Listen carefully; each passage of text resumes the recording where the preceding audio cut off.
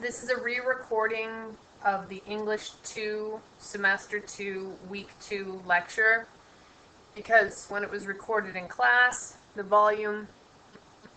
sound was not recording on the camera. So for those who missed class, you have the option of doing the warm-up on your own.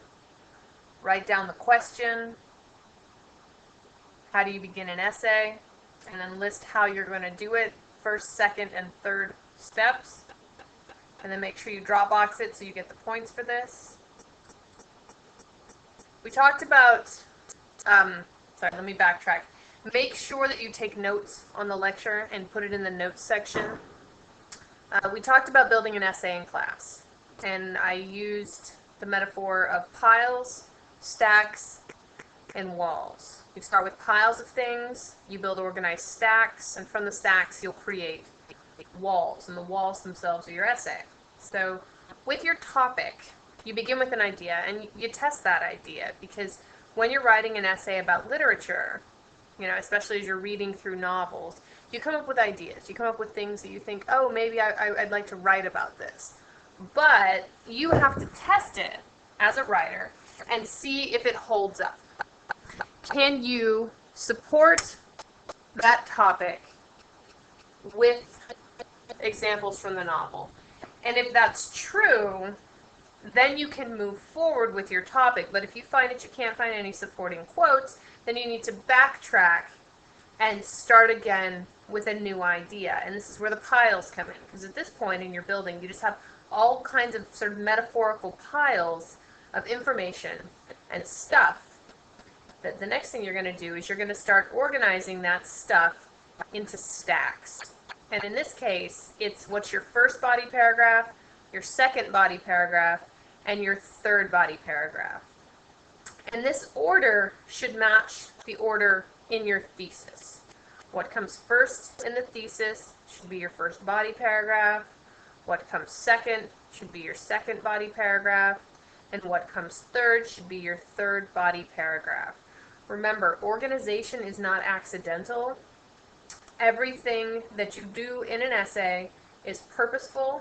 It has a reason.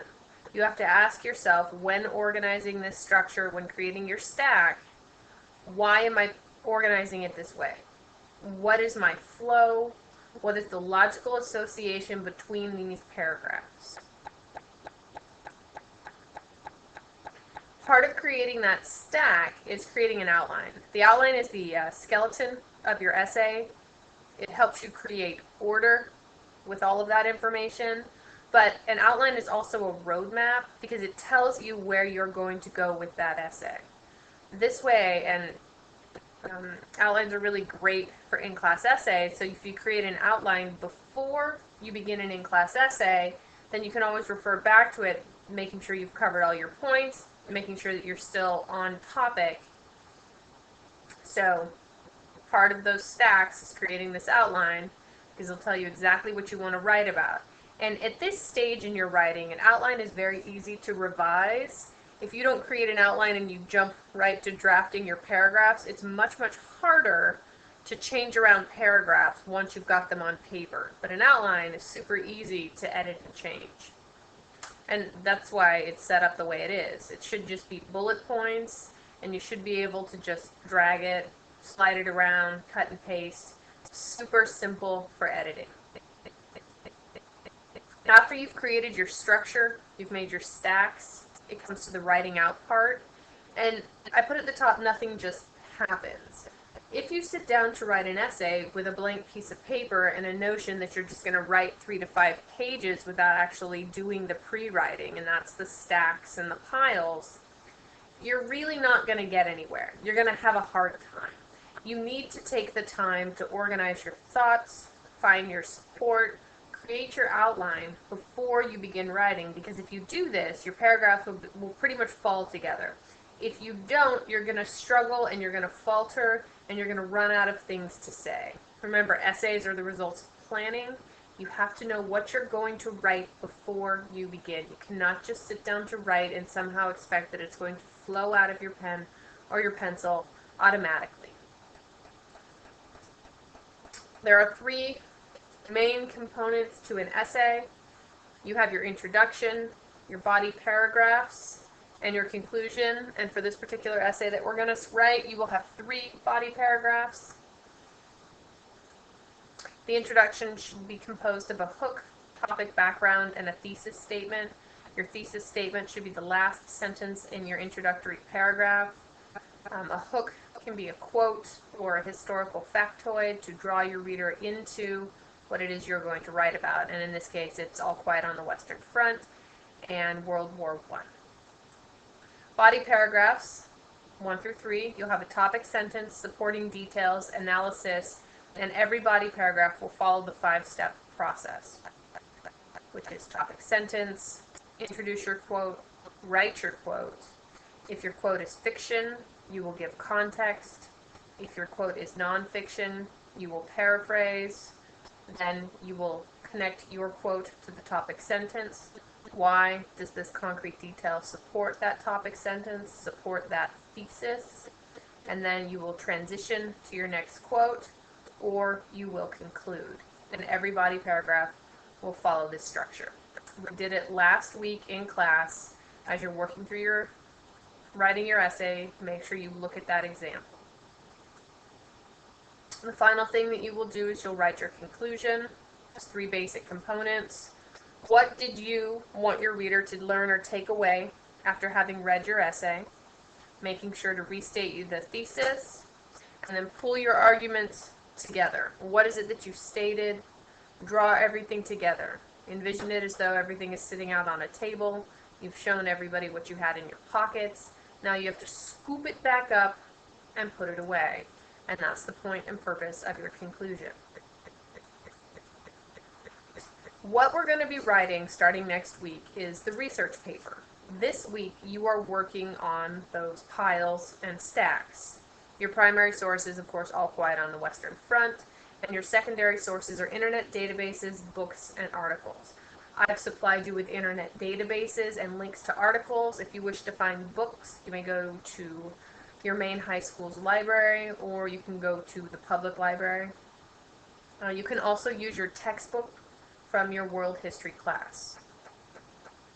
There will be 3 topics in your essay, and it's not that the essay will touch one of 3 topics. Each one of these topics represents a body paragraph. You will talk about life in the trenches, nationalism, and death and casualties. And you're going to use the in-class assignment, which I will show you next, to help you brainstorm about these ideas and figure out what specifically you would like to talk about, what aspect of these particular topics. So while we were in class, what we worked on, and let me find...